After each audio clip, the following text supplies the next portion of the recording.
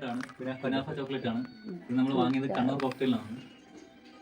അപ്പോൾ നമ്മൾ ഇന്ന് അൺബോക്സ് ചെയ്യുന്നത് ചേട്ടൻ പറയുന്നത് ഡെസേർട്ട് എന്നാണ് പറയുന്നത്, കുനാഫ ഡെസേർട്ട്. അതിന് വേണ്ടി നമുക്ക് 2 സ്പൂൺ തന്നിട്ടുണ്ട്, ഇങ്ങനെ തോണ്ടി കഴിക്കാൻ. നമ്മൾ പേ ചെയ്ത് അൺബോക്സ് ചെയ്യാണ് ഗൈസ്, അൺബോക്സ് ചെയ്യാണ് ഗൈസ്. ഇത് കണ്ടിട്ട് എന്താണ് ഗൈസ് തോന്നുന്നത്? ടേസ്റ്റ് ചെയ്തോട്ടെ, ഇതെല്ലാവർക്കും കൊടുക്കണം, വിളക്കരുത്. എന്നാ ടേസ്റ്റ് ചെയ്യട്ടെ. സജീവന് കൊടുക്കാം.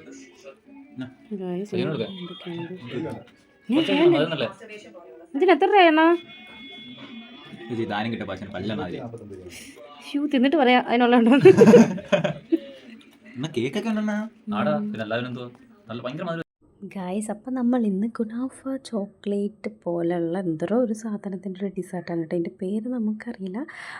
ആ ഒരു ടൈപ്പിലൊക്കെയാണ് കേട്ടോ ഇരിക്കുന്നത്. എനിവേസ് അടിപൊളിയായിട്ടുണ്ടായിരുന്നു കേട്ടോ. ടേസ്റ്റ് ചെയ്തപ്പം അത്യാവശ്യം നല്ല ടേസ്റ്റും കാര്യങ്ങളും ഉണ്ടായിരുന്നു. ഈ ഡെസേർട്ട്സും സ്വീറ്റ്സും ഒക്കെ ഇഷ്ടമുള്ളവർക്ക് ട്രൈ ചെയ്യാൻ പറ്റിയൊരു ഐറ്റമാണ് കേട്ടോ. ഇതിന് മുമ്പ് ആരെങ്കിലും കഴിച്ചിട്ടുണ്ടെങ്കിൽ മറക്കാതെ താഴെന്ന് കമൻറ്റ് ആക്കണം കേട്ടോ ഇതിൻ്റെ പേരെന്താന്ന്. കാര്യം നമുക്ക് ഇതിൻ്റെ പേരെന്താണെന്ന് അറിയില്ല. പക്ഷേ അത്യാവശ്യം നല്ല ടേസ്റ്റും കാര്യങ്ങളും ഉണ്ടായിരുന്നു. നമ്മൾ നൈറ്റാണ് കേട്ടോ കഴിച്ചത്.